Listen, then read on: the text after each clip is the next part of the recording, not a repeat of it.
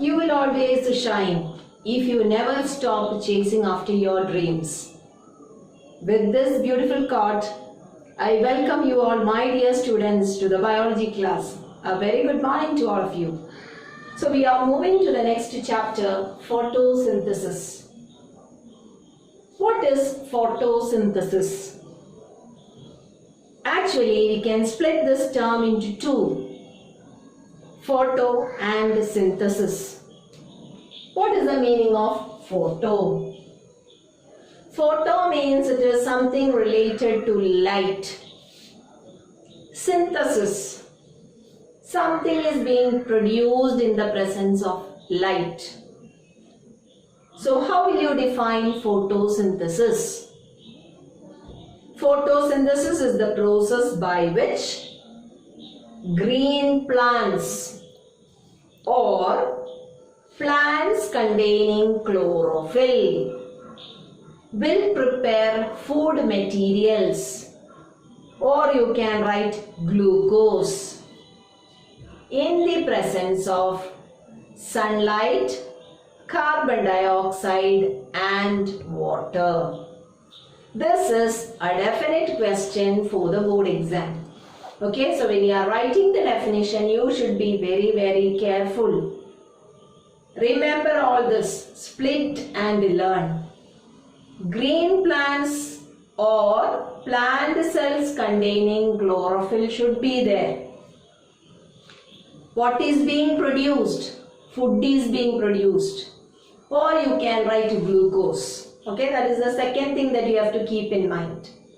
Then what is the third thing that you have to keep in mind when you are writing the definition? You have to write the raw materials that is required for this process. What are the raw materials needed? Carbon dioxide, water and sunlight. So if you are splitting this definition into three parts, and if you are concentrating on all these three parts, if you join these three things together, you will get the definition of photosynthesis. So I repeat, photosynthesis is the process by which green plants or plants containing chlorophyll prepares food or glucose by using sunlight, carbon dioxide and water. This is the correct way of writing the definition of photosynthesis. Another thing that can come for the board exam is the equation for photosynthesis. Okay, always remember I have written the equation on the board clearly. 6CO2, 6 molecules of carbon dioxide, combines with 12 molecules of water, 12 H2O, produces or gives C6H12O6. What is the C6H12O6? It is glucose, plus 6 molecules of water and 6 molecules of oxygen. Don't forget to write these two things above and below the arrow. Sunlight and chlorophyll should be definitely included in the equation. This is the equation for photosynthesis. Again I am repeating, 6CO2 plus 12 H2O in the presence of sunlight and chlorophyll will give you C6H12O6, that is glucose, plus 6H2O plus 6O2. Now another question that can come for the board exam is, what is the significance of photosynthesis? Or what is the importance of photosynthesis? How will you write the answer? What is the significance of photosynthesis? Already you can see what is the end product of photosynthesis here. The end products of photosynthesis is actually glucose, water and oxygen. So this end product is actually very important. What is the importance of oxygen? Oxygen is very important because it is actually needed for all the living organisms for respiration. So you have got 1 point of significance of photosynthesis. So first is It provides oxygen as a result of photosynthesis. Plants gives out oxygen that is needed or that is used by all the living organisms for respiration. What is the next significance? All animals directly or indirectly will depend on the plants for their food. Why? Because you know that these are actually autotrophs. That means green plants can prepare its own food. So all the other animals are directly or indirectly depending on the plants for its food. Or you can also write plants are actually, it is from the plants the food chain actually begins from. Okay. So these are the two significance of photosynthesis. How will you write the significance? One is it is providing oxygen that is needed for respiration by all the living organisms. Second is all animals directly or indirectly will depend on the plants for its food. So these two are the significance or importance of photosynthesis. Now coming to, I told you about the chlorophyll, which is the green pigment. Where is this chlorophyll present? Chlorophyll is actually contained in a particular organelle that is a part of the plant cell. That organelle is having a name. It is known as chloroplast. So another question that can come for the board exam is the structure of the chloroplast. You will be asked to draw the diagram of the chloroplast. So simply you can draw the structure of the chloroplast like this. Okay, it is somewhat oval in shape. First you keep in mind the shape of that particular organelle. Oval in shape. Don't forget to show two membranes. This is actually the outer membrane. This is the inner membrane. I hope you can clearly see. Okay, that is why I have shown here space. In between the two membranes there is a periplastidial space. That you don't have to just remember. Okay, so this is the outer membrane, this is the inner membrane. Two membranes you definitely have to show when you are drawing the diagram. So oval shaped structure, show two lines. That lines are actually representing the outer membrane and the inner membrane of the chloroplast. Then you can see certain coin-like structures. You just imagine that I am having a group of 5 rupee coins. I am keeping one above the other. That means piling up 5 rupee coins. Similarly, there is a structure present within the chloroplast. Okay, that means like this. Okay, imagine that this is, don't write like this for the exam. Okay, this is a structure like this, piled up one above the other. A single structure like this, we will be calling it as thylakoid. Okay, single structure is called as thylakoid. I am writing it again here because I have already labeled it. You may get confused.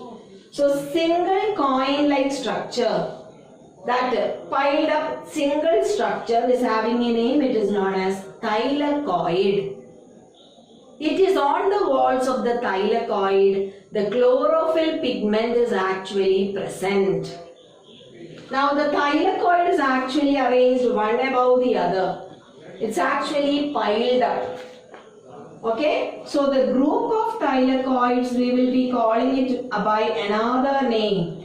So the entire thylakoid groups, like this I have shown here and there. The group of thylakoid is having a name. It is known as grana.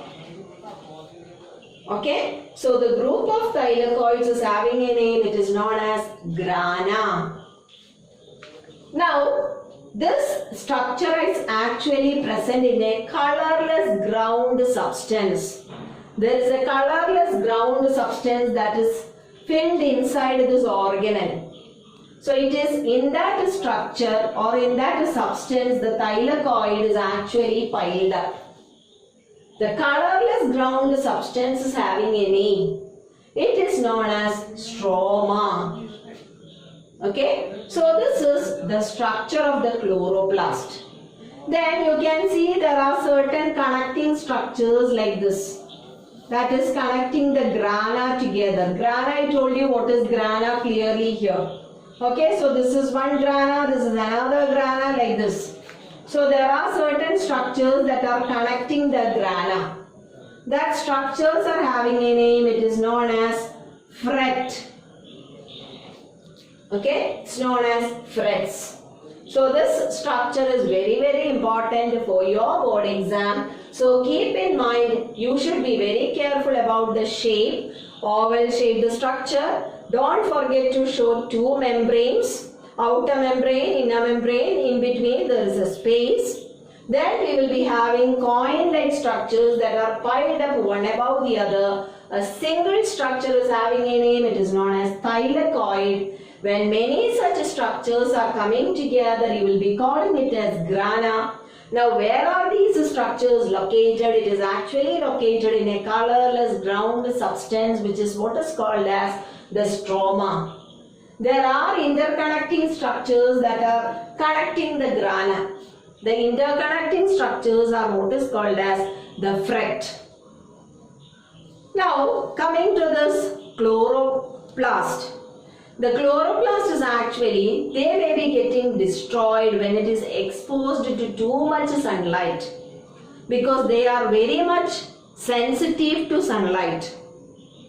For carrying out photosynthesis, they require sunlight, but too much of sunlight will be destroying the chlorophyll pigment. So they are very highly sensitive to too much of sunlight, or too intense sunlight will be destroying the chlorophyll pigment. Now let me just give you an extra idea. There are different chlorophyll pigments present, like chlorophyll A. You will be representing like this, chlorophyll A, chlorophyll B, chlorophyll C, etc. like that. Many chlorophyll pigments are there. You will be coming across this same topic in class 11. So chloroplast, where are they actually found in the plants? Chloroplast is actually present in the mesophyll cells between the upper epidermis and lower epidermis of the leaves. Sometimes location can come for the board exam. Okay, so where are the chloroplast located? It is present in the mesophyll cells between the upper and the lower epidermis of the leaves.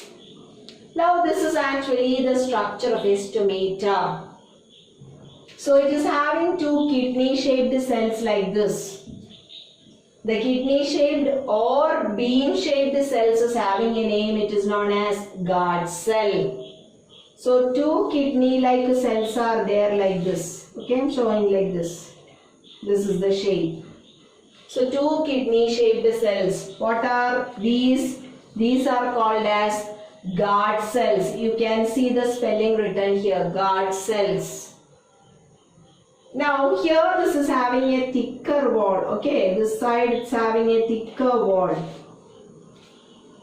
and there is a space in between. This is what is called as stoma.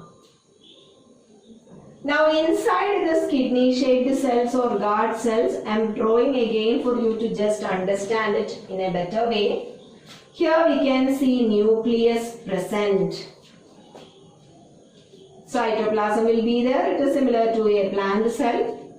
Then in addition to that, numerous chloroplasts will be present. Okay. There will be chloroplast present along with all these organelles. Now surrounding this you can see epidermal cells present. Now this is the cell wall of the guard cell. Okay, that is about the labeling with regards to the stomata. Now related to the opening and closing of stomata, there is one theory which is known as the K plus ion theory. That means potassium ion concentration theory, which was actually proposed by a scientist called as Leavitt in the year 1974. Okay, this is just an extra information. So we will see what this theory states. I will not go deep into this theory because you may not understand. This is actually coming in 11th standard. We will just see the normal basic thing with regards to this theory. So during the daytime, actually malic acid is being produced inside this guard cells. Okay, what is it? There is the production of malic acid that is taking place during the daytime through a series of steps. All those I am not explaining because that you will get confused. You will be learning it in the next year. So malic acid will be produced during the daytime in the guard cells. What is happening to this malic acid? The malic acid will be dissociating into malate anions and H plus ions. Okay, so malic acid will dissociate into malate anions and H plus ions. So inside this kidney shaped cell called as the guard cell, now what is present?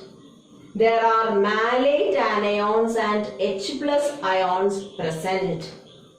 Now what is actually happening to this H plus ion? The H plus ion will be moving out of this guard cell to the nearby cells. And in return to this, some ions are entering into this. Okay, so H plus ions will be moving out into the surrounding cells. In return, what will be entering into the guard cells? K plus ion will be entering into the guard cells. So H plus will be leaving out. In return, K plus ion will be entering into the guard cells. So this is actually brought about with the help of ATP that is produced during the photosynthesis process. The chloroplast is actually carrying out photosynthesis, which leads to the production of ATP, that is adenosine triphosphate. This ATP is actually used for actively pumping the K plus ion into the guard cell instead of the removal of H plus ion, because when one positively charged ion is leaving, that means when a cation is being removed, another should enter inside. So K plus ion will be entering into the guard cell. But simply the K plus ion cannot enter into the guard cell because the K plus ion cannot freely move into it. It requires some energy.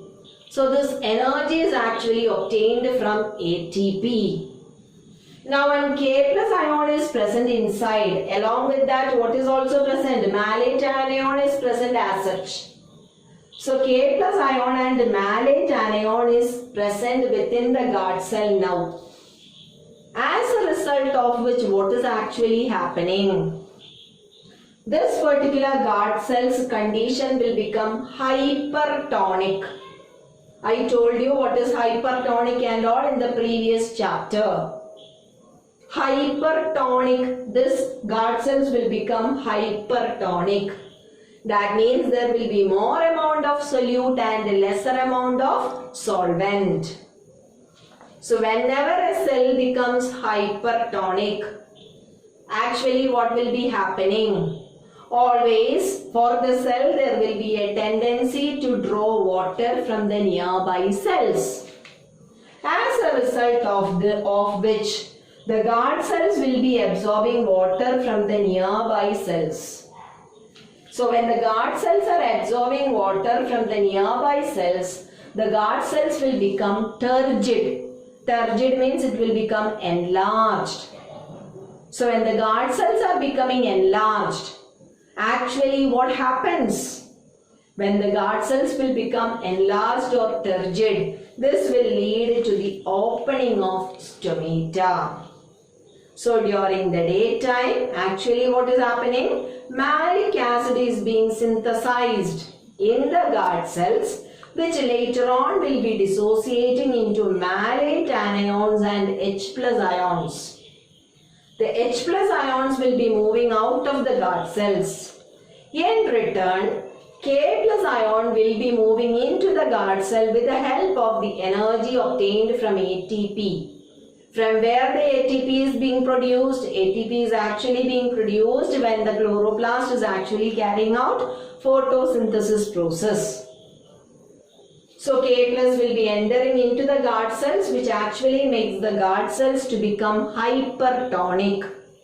As a result of which the guard cells will have a tendency to draw water from the nearby cells.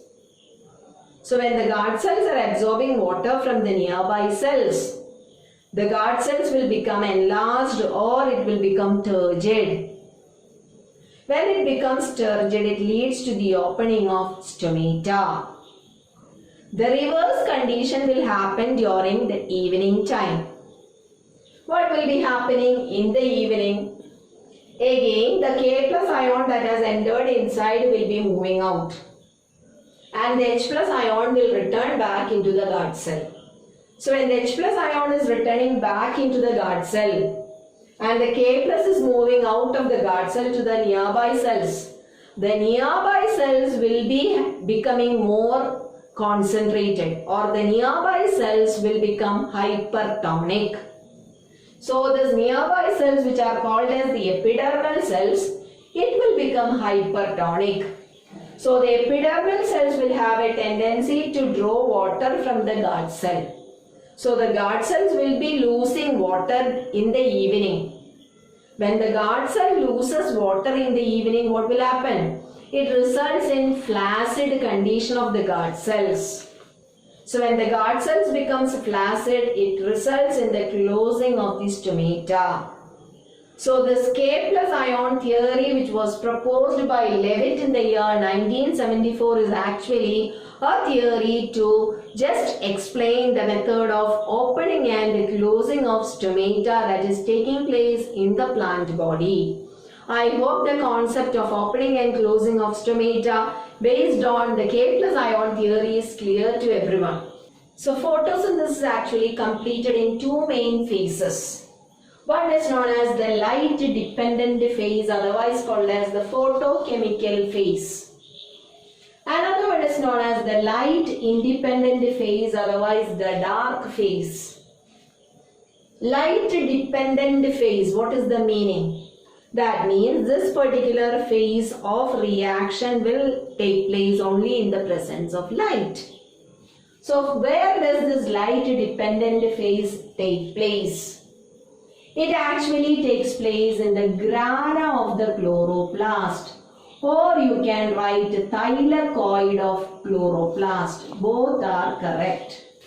Okay. So where does light reaction take place? Or where is what is the site of light reaction? Or where is the site of light dependent phase? All these are the different forms of question. Light dependent, which depends on light for that particular process. It is actually taking place only in the presence of light. Where does this particular phase occur? It occurs in the grana of the chloroplast or thylakoid of the chloroplast. Another phase of photosynthesis is light independent phase, otherwise called as dark phase. When you hear the term dark phase, don't think that this particular phase is taking place in darkness. That is not the meaning. It simply conveys the message that light is not necessary for this particular phase. So where does dark phase or light independent phase occur? This actually takes place in the stroma of chloroplast. Okay, you have to write a stroma of chloroplast because stroma is related to many other organelles also. So you have to write the full thing. Okay, stroma of chloroplast. So we are discussing about the site where this particular reactions are taking place. Light reaction or light dependent phase or photochemical phase takes place in the grana of chloroplast or thylakoid of chloroplast. Light independent phase or dark phase is taking place in the stroma of chloroplast. Now actually what is happening in light dependent phase or light reaction? Let me tell you, we can divide that into two steps. First step is the activation of chlorophyll molecules. The chlorophyll molecules will become activated by absorbing the sunlight's energy.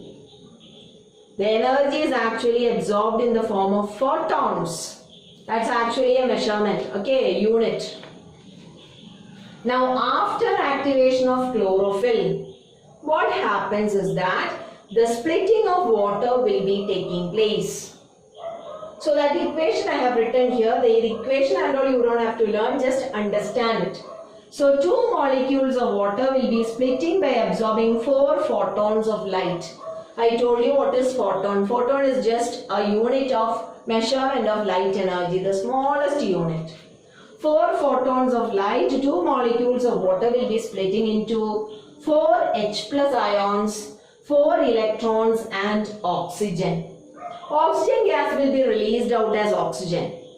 Okay. Now what is happening to this H plus ions and this electrons? The H plus ions will be actually picked up by or used up by NADP. What is NADP? The full form is actually written here. Sometimes the full form can come for the exam.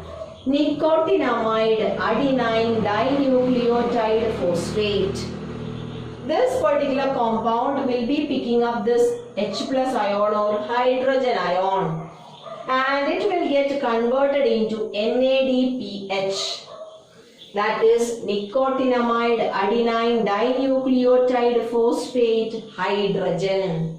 That is the full form of NADPH. Okay, so NADP full form is written here. Along with that, if you are adding hydrogen, you will be getting NADPH.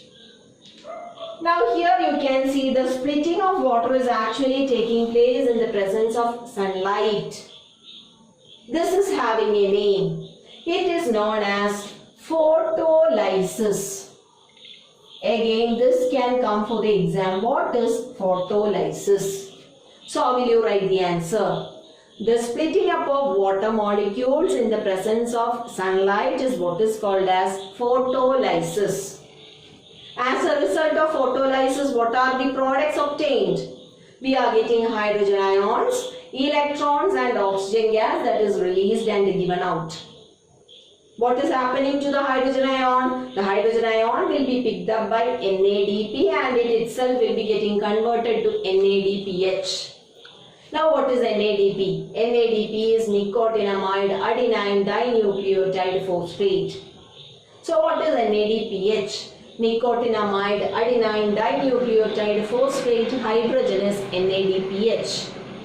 Now remaining is this electrons. Okay, one electron is used up here. Now what is happening to the electrons? The electrons are actually used up by ADP. What is ADP? ATP is adenosine triphosphate. So what is ADP? Adenosine diphosphate. So the electrons will be picked up by ADP and this ADP will be getting converted to energy rich compound known as ATP by adding an inorganic phosphate. Okay, so by addition of an inorganic phosphate, the ADP will be getting converted into energy rich compound known as ATP with the help of the electrons that is released by the splitting of water molecules. The conversion of ADP to energy rich compound ATP is having a name. It is what is known as, I am rubbing all this, it is known as phosphorylation. Okay. So what is phosphorylation? Phosphorylation is the conversion of ADP into energy rich compound ATP by the addition of an inorganic phosphate. If this process takes place in the presence of light, it is known as, this will become photophosphorylation. So I hope this is clear to you. So photophosphorylation means The conversion of ADP into energy-rich compound ATP by the addition of an inorganic phosphate in the presence of light is known as photophosphorylation. If photophosphorylation, instead of this only phosphorylation is there, means you just avoid that in the presence of light. Then the definition of phosphorylation you can get. Okay, so all these are the steps that is actually taking place during the first phase of photosynthesis, that is the light dependent phase, which is actually taking place in the grana of the chloroplast or the thylakoid of the chloroplast. First is the activation of the chlorophyll molecules by absorbing the sunlight energy in the form of photons. After absorbing this sunlight energy, the chlorophyll molecules will become activated. This will result in the splitting of water molecules, as a result of which we will be getting hydrogen ions, electrons and oxygen. This hydrogen ions will be picked up by NADP and it itself will be getting converted to NADPH. So the splitting of water molecules in the presence of light is what is called as photolysis. Now what is happening to the electrons? The electrons are actually used up by ADP to convert it itself to ATP by the addition of inorganic phosphate. The process is what is known as phosphorylation. If this process takes place in the presence of light, it is known as photophosphorylation. Let us recall. What is photosynthesis? Photosynthesis is the process by which living plant cells containing chlorophyll produce food substances, that is glucose and starch, from carbon dioxide and water by using light energy. Equation: 6CO2 plus 12H2O produces C6H12O6 plus 6H2O plus 6O2. This takes place in the presence of light energy and chlorophyll. There are two main phases of photosynthesis. Light dependent phase, that is photochemical phase, which takes place in the thylakoids of the chloroplast, and light independent phase, that is biosynthetic phase, which takes place in the stroma of the chloroplast. The light reaction occurs in two main steps. Activation of chlorophyll. The chlorophyll on exposure to light energy becomes activated by absorbing photons. Splitting of water. The absorbed energy is used in splitting the water molecules into two components, hydrogen and oxygen, and releasing electrons. Photolysis. The splitting of water molecules into hydrogen ions and oxygen in the presence of light and grana. What is photophosphorylation? The conversion of ADP into energy-rich compound ATP by the addition of inorganic phosphate in the presence of light is called photophosphorylation. Please do subscribe BioDigest. Thank you.